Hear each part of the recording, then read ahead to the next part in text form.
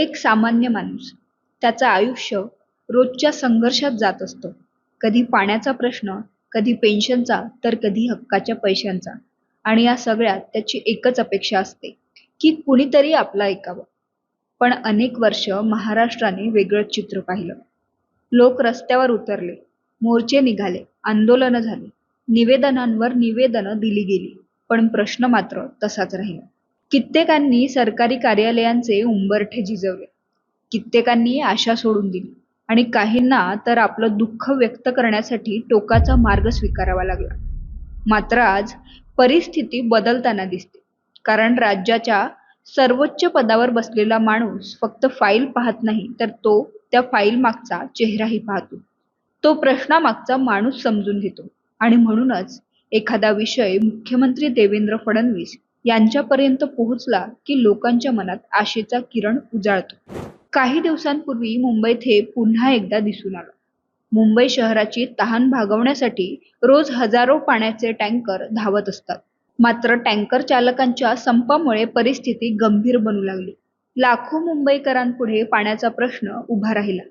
पण मुख्यमंत्री फडणवीस यांनी स्वतः पुढाकार घेतला, संघटनांशी चर्चा केली, अधिकाऱ्यांना कामाला लावलं आणि अवघ्या काही तासात तोडगा निघाला.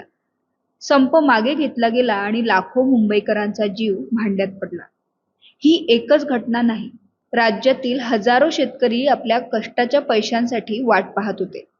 धान्य आणि मक्याच्या खरेदीचे तब्बल 3,000 कोटींपेक्षा जास्त रुपये रखडले होते. शेतकऱ्यांनी पीक दिलं होतं, पण मोबदला मिळत नव्हता. जेव्हा ही बाब मुख्यमंत्र्यांपर्यंत पोहोचली तेव्हा त्यांनी अधिकाऱ्यांची झाडाझडती घेतली. परिणामी वर्षानुवर्षे रखडलेली प्रक्रिया वेगानं हलली आणि शेतकऱ्यांच्या खात्यात पैसे जमा होऊ लागले. पुण्यातील सुनीता आष्टूक यांची कहाणी तर आणखी हृदयस्पर्शी आहे. वृद्धापकाळ, दृष्टीबाधित पती आणि अनेक वर्षांपासून रखडलेली पेन्शन. कार्यालयं बदलली, अधिकारी बदलले, पण त्यांचा प्रश्न बदलला नाही. शेवटी त्या मुख्यमंत्र्यांना भेटल्या आणि एका आईने आपल्या मुलाकडे जसा हट्ट धरावा तसा त्यांनी आपला हक्क मागितला. देवेंद्र फडणवीस यांनी तात्काळ अर्ज मागवला, अधिकाऱ्यांना सूचना दिल्या आणि काही वेळातच पेन्शन मंजूर झाली.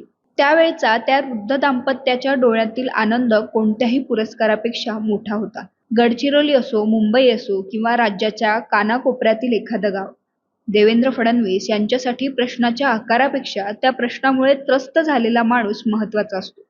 म्हणूनच एखादा रुग्ण उपचारासाठी मदतीची वाट पाहत असेल, एखादा शेतकरी एक हक्काच्या पैशासाठी झगडत असेल, एखादी वृद्ध व्यक्ती पेन्शनसाठी भटकत असेल किंवा लाखो नागरिक मूलभूत सुविधांसाठी चिंतेत असतील, तेव्हा लोकांच्या मनात एक विश्वास निर्माण होतो. हा विषय देवाभाऊंपर्यंत पोहोचला तर नक्कीच न्याय मिळेल. कारण काही नेते सत्तेने मोठे होतात, पण काही नेते संवेदनशीलतेने लोकांच्या मनात घर करतात.